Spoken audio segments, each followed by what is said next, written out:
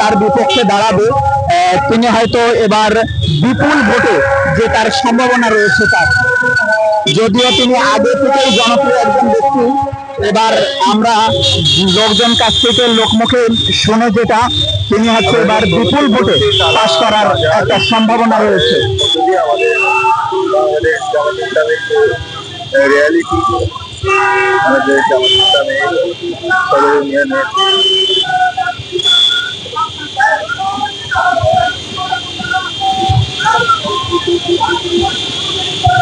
বাংলাদেশ জামাত ইসলামী কিন্তু এবার বাম শক্তিদের সাথে এককভাবে, ইসলামপন্থীদের সাথে উপযোগ করে এককভাবে তারা নির্বাচনে দাঁড়াবে এবং বেশিরভাগের মানুষ দীর্ঘদিন ধরে অন্যায় জুলুম অত্যাচার সহ্য করার পর মানুষ এখন সচেতন। তারা আমরা অল্প একটু নজির দেখতে পেয়েছি গত ডাকসু নির্বাচন এবং রাকসু নির্বাচনে আমরা লক্ষ্য করেছি তারা মানুষ এখন ইসলাম প্রিয়, মানুষ আর অন্যায় জুলুম আর সহ্য করতে চায় না। মানুষ এখন মূলত অন্যায়ের প্রতিবাদ করে ভালো মানুষের একটা শাসন ব্যবস্থা, সুন্দর সমৃদ্ধি, একটি সৎ আদর্শবান নেতা তৈরির লক্ষ্যে মানুষ এখন কাজ করে যাচ্ছে। বিশেষ করে মানুষের ভিতরে এখন অনেকটা সচেতনতা কাজ করছে, যার কারণে বাংলাদেশ জামাত ইসলামী দেশের ইসলামপন্থী সকল শক্তিগুলো এক হয়ে এবার বাম শক্তিদের সাথে লড়বে।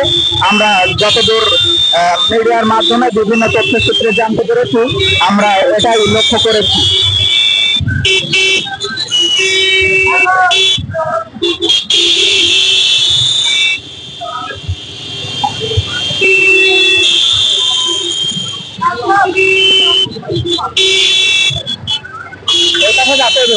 আব্দুল্লাহ পাশে যা,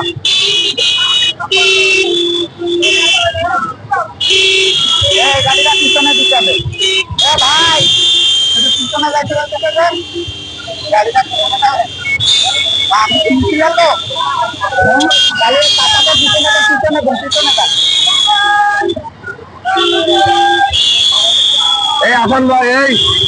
আসান ভাই ভিতরে যান। আমরা অনেক মিছিলে দেখে থাকি যে তারা মিছিলের সময় তেমন কোনো শৃঙ্খলা থাকে না, তারা সবসময় সবাই নেতা হতে চায়, সবাই আগে উঠতে চায়। কিন্তু আমরা আজকে যুব জামাতের মিছিল থেকে একটা বিষয় লক্ষ্য করলাম, সেটা হচ্ছে নেতার আনুগত্য কিভাবে করতে হয় সেটা বাংলাদেশ জামাত ইসলামী থেকেই শিখতে হবে। এরা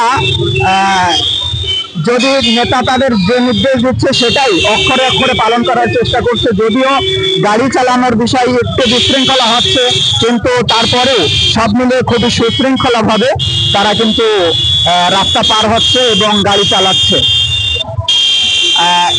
এদিকে এ থেকে প্রমাণিত হয় আগামী জাতীয় সংসদ নির্বাচনের পর জামাত ইসলামী ক্ষমতায় যেতে পারে। আর জামাত ইসলামীকে যদি ক্ষমতায় নিয়ে যাওয়া হয় তাহলে তারা অবশ্যই ভালো কিছু উপহার দিবে বাংলাদেশের জন্য ইনশাল্লাহ।